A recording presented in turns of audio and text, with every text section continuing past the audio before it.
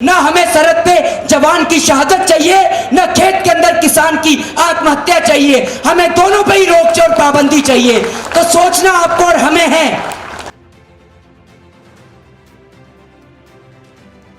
इतनी टेक्नोलॉजी आ जाए कि आप कंप्यूटर से बैठे बैठे गन्ना उगा सकें, कंप्यूटर से बैठे बैठे ज्वार उगा सकें, मक्का उगा सकें या बाजरा उगा सकें। उसके लिए सुबह 4 बजे उठ के खेत में जाना होता है।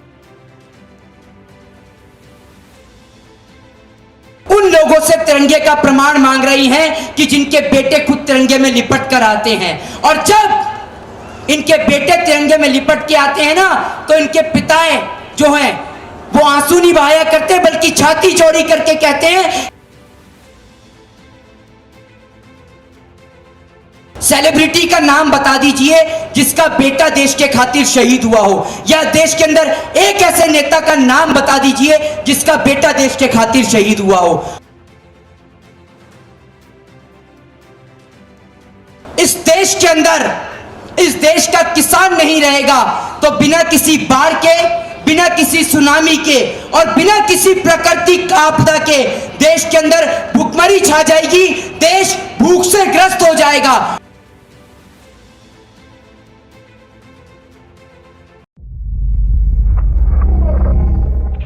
सबसे पहले तो यहां पर बैठी जो मेरी बुजुर्ग माताएं हैं, मैं उनके चरणों में सादर उनको प्रणाम करूंगा और उस मां को प्रणाम करूंगा कि वो 84 साल की बूढ़ी मां जिसका बेटा देश के खातिर शहीद हो जाता है, लेकिन वो मां आज भी अपना फर्ज निभाने के लिए यहां पर आ रही है। और वो मेरे बैठे बुजुर्ग जिनकी अभी घुटने की सर्जरी हुई है और वो यहां पर अपने दोनों हाथ में एक तरफ अपने बेटे को और एक तरफ अपनी पोती को लेकर आ रहे हैं और दिखा रहे हैं कि बेटा ये देश के हिंदुस्तान की खूबसूरती है और ये देश का हिंदुस्तान है।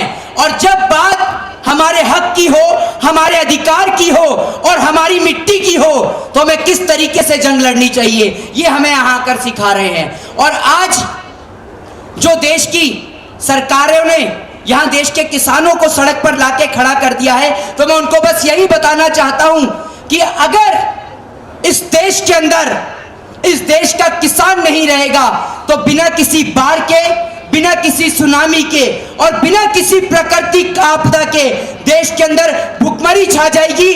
देश भूख से ग्रस्त हो जाएगा।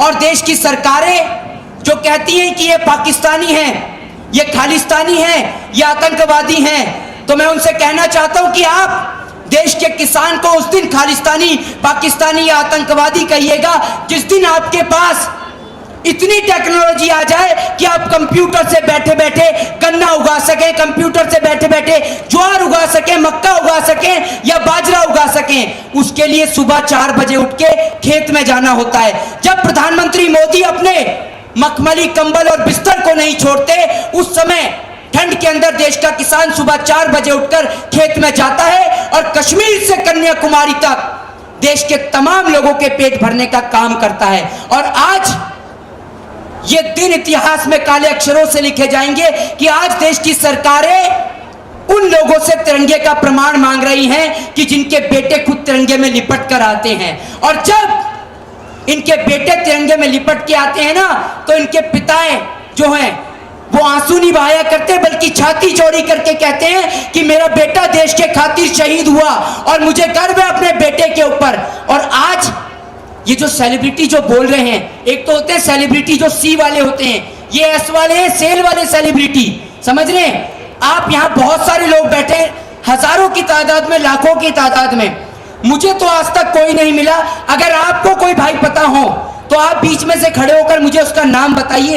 एक ऐसे देश के अंदर सेलिब्रिटी का नाम बता दीजिए जिसका बेटा देश के खातिर शहीद हुआ हो, या देश के अंदर एक ऐसे नेता का नाम बता दीजिए जिसका बेटा देश के खातिर शहीद हुआ हो।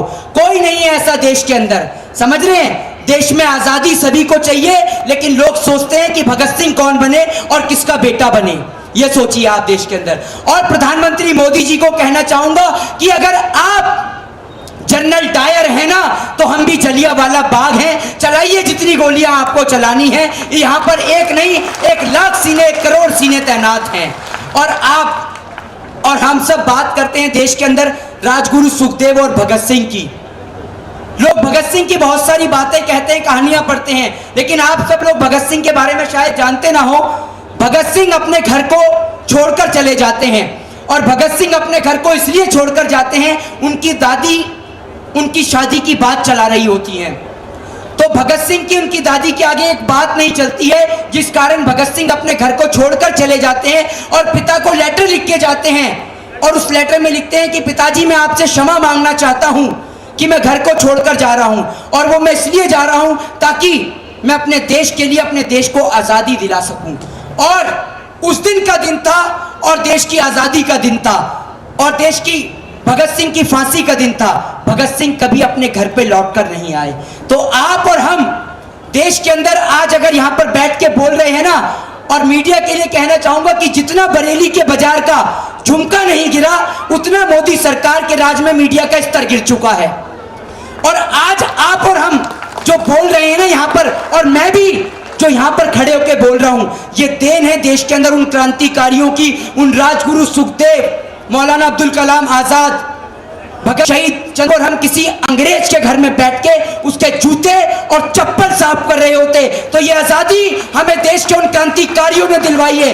तो फैसला आपको और हमें करना है, क्योंकि अगर किसान इस देश की नींव है तो जवान इस देश की छत है, और हमें छत और नींव दोनों मजबूत चाहिए। ना हमें सरहद पे जवान की शहादत चाहिए, ना खेत के अंदर किसान की आत्महत्या चाहिए। हमें दोनों पे ही रोक और पाबंदी चाहिए। तो सोचना आपको और हमें है, या तो देश को दोबारा से गुलामी की तादाद पे ले जाएं, या फिर ऐसे लोग जो रहते इस देश में हैं, खाते इस देश का हैं, लेकिन पसंद उन्हें पाकिस्तान की बिरयानी आती है, ऐसे लोगों को चुनना है। तो फैसला आपके और हमारे हाथ में है। और देश के अंदर जो लोग कहते हैं ना कि यहाँ पर तो बैठने की संख्या बहुत कम है, तो भाई आपको भी मौका है, एक बार आकर तो देखिए। ये देश का किसान है, और ये आंखें आंसू आ जाता है कि हमारे होते हुए जो हमारे बड़े बुजुर्ग, हमारी माताएं बहनें, जिन्हें घर में होना चाहिए, अपने बच्चों को सिखाया जाना चाहिए, पढ़ाया जाना चाहिए, वो आज भी आपको और हमें सिखा रही हैं यहाँ आके कि कैसे हमने इस देश को आजाद कराया अंग्रेजों के चंगुल से। और आपको और हमें इस देश को दोबारा से गुलाम नहीं होने देना, क्योंकि सारा ही देश जानता है कि आज जो लोग हैं ना, ये लोग वो लोग हैं कि जब सारा देश अंग्रेजों से लड़ाई लड़ रहा था, लोहा लड़ रहा था, ये लोग रानी विक्टोरिया को सलाम ठोकने में लग रहे थे, अंग्रेजों के जूते और चप्पल चाटने में लगे हुए थे। तभी तो 80,000 स्वतंत्रता सेनानियों में से सिर्फ एकमात्र सावरकर था जिसने माफीनामा लिखा। तभी तो उसे ब्रिटिश गवर्नमेंट जो है 60 रुपए पेंशन देती थी, वरना बता दीजिए।